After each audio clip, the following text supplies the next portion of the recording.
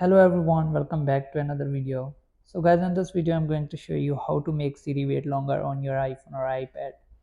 So let's get start the video without wasting any time. So before we start the video guys, hit the like button and subscribe to the channel for more upcoming videos. So first of all, click on setting,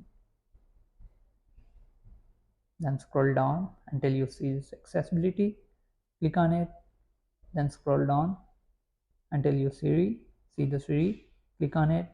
Once you are here, as you can see, Siri pause time.